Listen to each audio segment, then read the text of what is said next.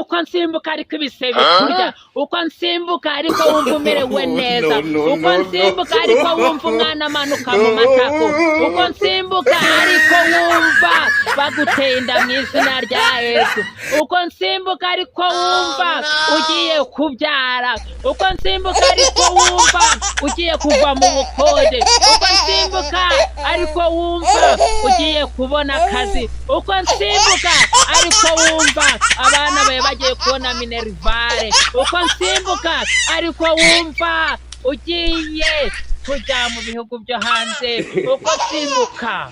Amen. A few moments later.